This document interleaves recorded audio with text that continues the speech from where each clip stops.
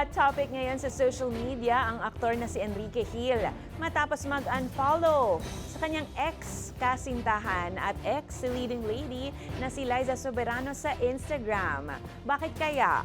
Samantala, katukayo, Barbie, Imperial.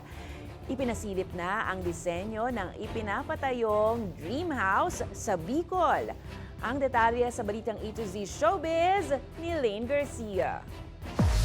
Tila may gantihan na naganap matapos i-unfollow ng kapamilya actor na si Enrique Hill ang dating ka-love team at ex-girlfriend na si Liza Soberano. Sa aming pagbisita sa mismong IG page ni Enrique, aming nabatid na nag-unfollow na rin ito kay Liza. Ito'y matapos mapabalitang tuluyan ng tinuldukan ni Liza ang koneksyon niya kay Enrique. Hindi na rin makita sa kanyang following list, maging ang rumored boyfriend niyang si Jeffrey O.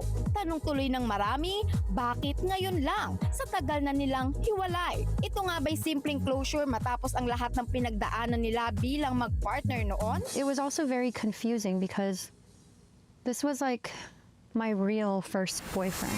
Matatanda ang kamakailan lang nang isiniwalat ni Liza ang katotohanan tungkol sa kanilang relasyon. Inamin ng aktres na matagal na pala silang hiwalay ni Enrique na siya niyang ibinunyag sa isang podcast.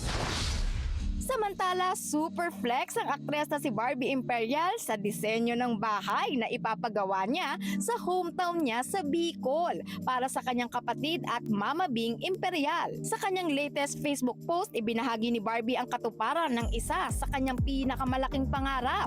At dito inalahad ang pasasalamat matapos ang 10 taon sa industriya. Makikita sa mga larawang ibinahagi ng aktres ang isang contemporary modern house na may modernong disenyo, malalaking bintana para sa natural na liwanag at mga punong nakapalibot sa pader na may swimming pool. Naging emosyonal naman ang aktres habang inaalala ang mga sakripisyong pinagdaanan niya para sa kanyang pamilya, lalo't ilang taon ng puyat, pagod at luha ang naisakripisyo para rito. Umani naman ng papuri mula sa netizens ang disenyo ng nasabing bahay dahil sa ganda nito kung saan tanaw na tanaw ang bulkang Mayon. Way to go, Barbie! Para sa balitang A to Z Showbiz, Lane Garcia.